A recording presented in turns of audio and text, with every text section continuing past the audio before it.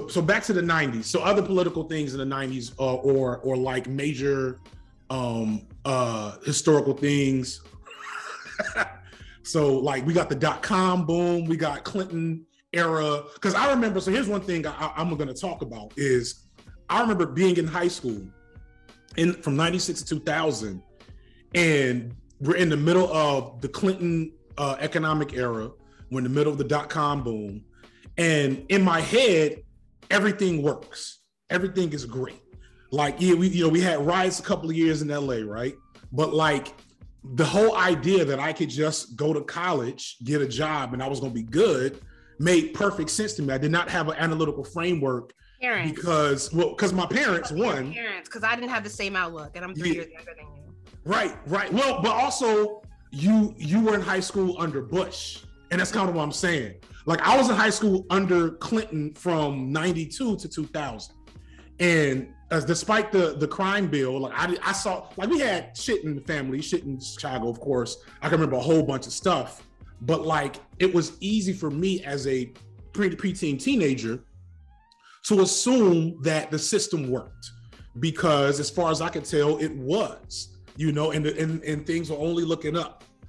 I think you could generally say we all have some belief in that the possibilities of education were infinite. That education was truly the ticket out.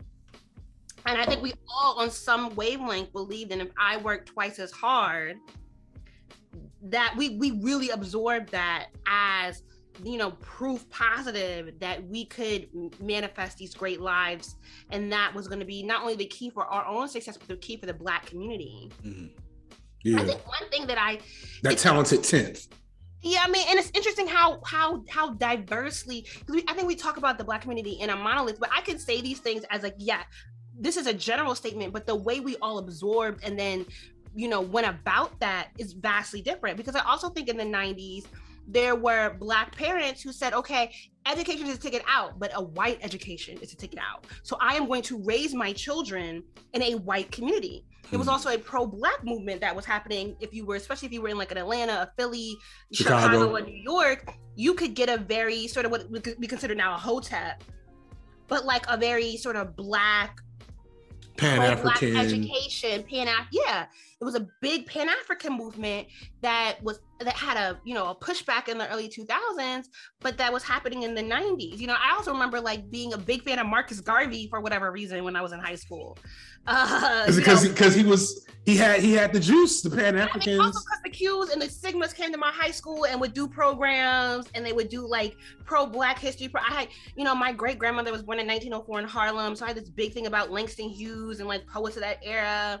Mm-hmm. And it was also like Black paper dolls, and there were all these Black bookstores. We had Black TV shows, and so there was this idea that we were still disposing of Black people heavily during the 90s. We had a crime bill, but I think a lot of people, it's very interesting to have lived through 2016 and have lived through the 90s, because it was so fascinating to watch people talk so negatively. And yes, abolish prisons, abolish the police.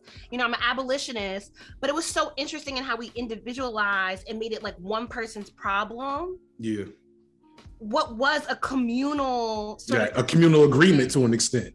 Yeah, and like I want my child to go to prison because they are so bad, and maybe they will come out better. Like that was a common thing. That's a thing now. Like that's like I was in the courts here in Atlanta, and like one of the things that like solidified to me that I was out of there was, I get a range of kids, in the little program we were in, and some of these boys straight up street dudes, probably in the RICO case with Young Thug right now, like some of these boys. And some of these boys were like in the middle, and I had one little boy, and I was like, yo, you don't need to be here. Like, you have no business being in the system. You need therapy, and you need your mom to get her head wrapped around out of this, that you ain't built for this respectability. Like, you got some issues, but like, you don't need to be systematized. And so like, I put that all in his report. I let the judge know beforehand. I tried to tell this to the mom. I did everything I could, man. The judge is ready to let this boy walk. The mom stands up and says, put my son on probation. And I'm like, Common in the 90s. And I was like, all know somebody who was like, my child needs to go to juvie. Yeah, Scared Straight. We put in the alternate school. Yeah, like, and then we commodified it into a television program. That's crazy when you think about it. And Cops is running during the 90s. You know what I'm saying? We had a lot of propaganda that was informing us that discipline was the way to go about changing our community. That's a bar. And so it's been interesting to see how these conversations have manifested in the pop culture sense in the mid, the 2010s and 2020, we're in the 2020s now, Right.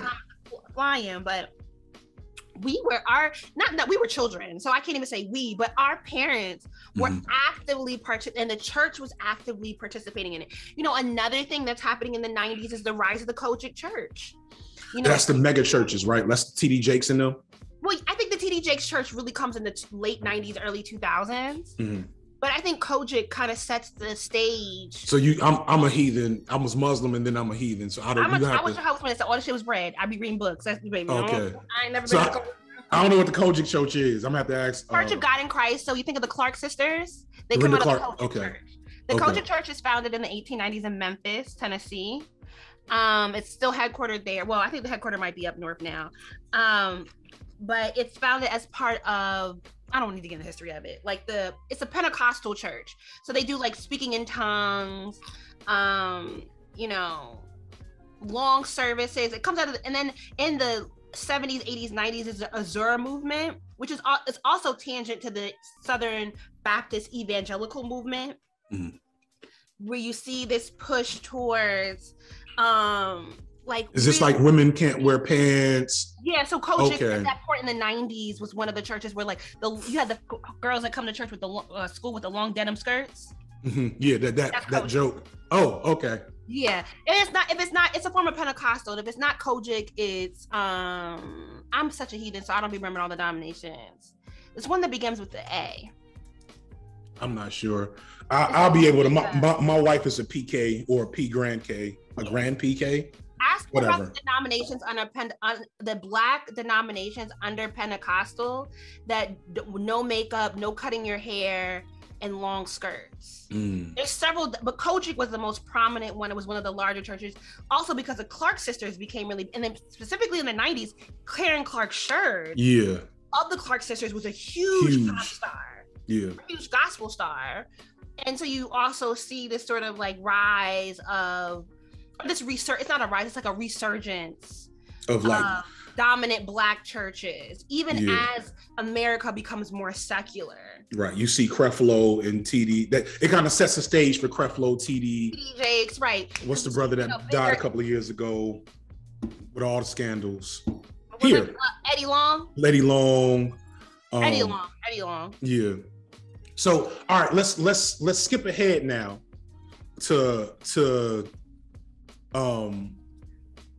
the experiences of the millennial, so I think all of us, have had a moment in the last 10 years where, or maybe the last 15, because I guess I'm a little older, I got into my late 20s and it started to settle in hey, none of this shit work.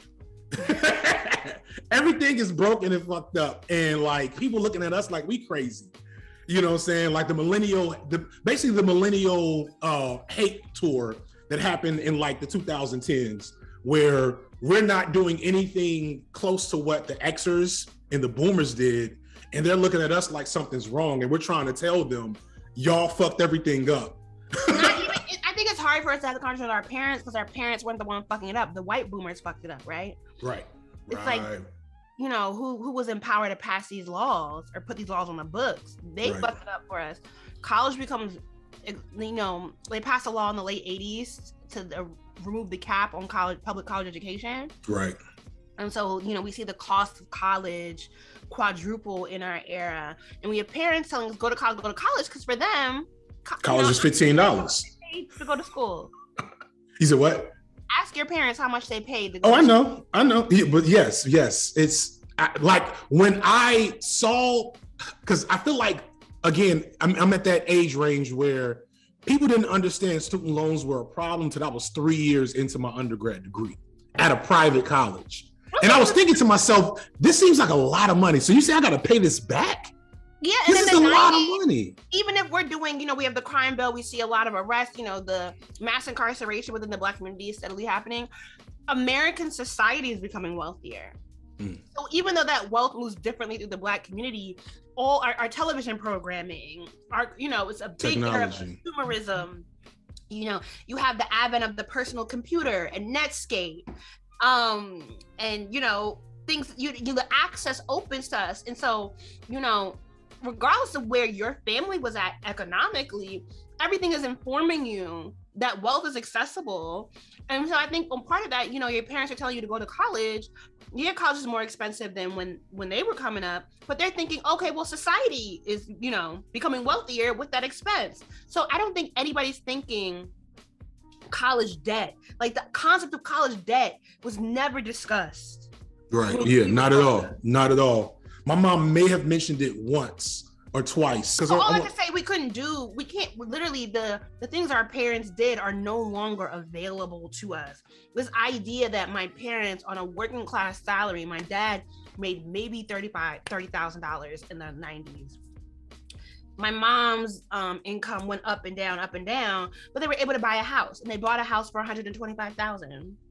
And it was a 5-bedroom house in the suburbs, and it had a pool in the backyard.